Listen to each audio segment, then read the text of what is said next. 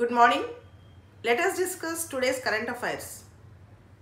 MJ Akbar have resigned from the union government after many allegations on him towards sexual harassment.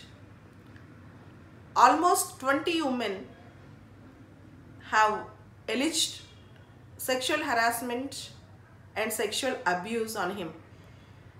2 days back, he has filed a defamation petition against one journalist, lady journalist. From last 10 days, the allegations were creeping up, but the government was silent from the last 10 days. Yesterday, he has submitted his resignation, and this shows the victory of 20 women journalists against the minister in the central government. The government's conspicuous silence for the last 10 days was in question. Even the most popular female leaders in India like Sonia Gandhi, Mayawati, Mamata Banerjee remained silent on this issue. So let's hope this Me Too campaign will bring some results. But there are chances in future that this movement might be to abuse or misuse. If we can cautiously use the Me Too campaign, definitely we can see the women empowerment. Women coming out and speaking on this campaign and trying to tell their stories, her story, HER, her story, itself is a very big achievement. Let's hope a better future for women in India and the worldwide. Coming back, hand in hand, haath se haath. This is a joint exercise between annual joint army exercise between India and China. Last year it was called off because of Doklam issue. You all know last year China wanted to construct a road in Doklam, a tri-junction area between Bhutan, India and China. India strongly objected this. There was a standoff between India and China on this issue. Because of that, last year we don't have the haath se haath, hand in hand, joint army exercise between India and China. This year in December, we want to resume this. This hand in hand, haath se haath, is for countering terrorism, humanitarian assistance, disaster relief measures. This year, the exercise will be held in Chengdu region, China. This year, the exercise will be held in Chengdu, CHENGDU, Chengdu region, China. From last 2 days, yesterday and today, there was an issue stating that Maithripala Sirisena have commented that India, the Ra, is trying to assassinate him. But yesterday, Maithripala Sirisena gave a clarification to the Prime Minister. He called the Prime Minister Modi and told he was misinterpreted.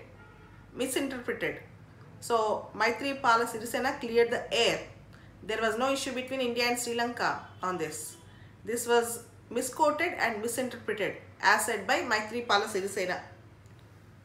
The next important thing, Zika virus. As you all know, 2 years back, we found it in Africa and then later on in various countries. Has a recent outbreak in Rajasthan. Zika virus, ZIKA, has a recent outbreak in Rajasthan. There were 2-3 important issues. POCSO, Protection of Children from Sexual Offences Act 2012.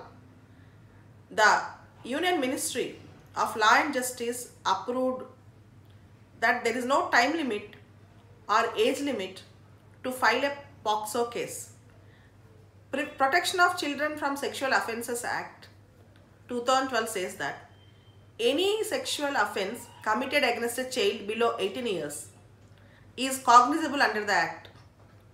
In the childhood, they may not report for various reasons, but after they become adults, they can report. Earlier, when they go to the police stations to report, after they become adults, police can say already case is time barred.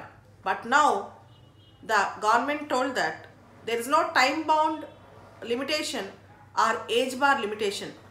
For example, if a child had a sexual abuse at the age of 10, if the child becomes 20 now they can go and report. They can go and report even after they become adults or even after a lot of time. So no age bar, no time bar limitation for POCSO. It's a very good achievement because the world is coming up in support of women and children. Many recent happenings often say there is a survey where 53% of Indian children are sexually abused. So to this end, POCSO amendment is really good, and particularly no time bar and no age bar. In Hindu paper today, there is an article on Rohingyas. Rohingyas face worst form of ethnic cleansing in Myanmar. They face worst form of ethnic cleansing in Myanmar. The issue is, Myanmar is majorly a Buddhist country. They were Muslim minorities. Rohingyas are Muslim minorities. The Muslim countries like Bangladesh, Pakistan, Malaysia, Indonesia, Turkey, now they started showing their strong sympathy over Rohingya Muslims. Turkey's president's wife recently visited Bangladesh Rohingya camps and gave some support to them. And Turkey's president also said that they will use Organization of Islamic Countries, OIC, to protect the cause of Rohingya Muslims. Now the Muslim world needs a strong leadership to support Rohingya Muslims.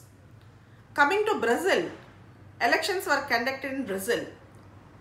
As general trend is going on throughout the world, far right got majority of the votes in Brazil, but they did not get the majority to form the government. Far rightist candidate Jair Bolsonaro, Jair Bolsonaro, got 46% of the votes. But let's see who is going to form the government in Brazil. But as far as the trend is going throughout the world, in Brazil also, far right have seen great support. These are the important current affairs.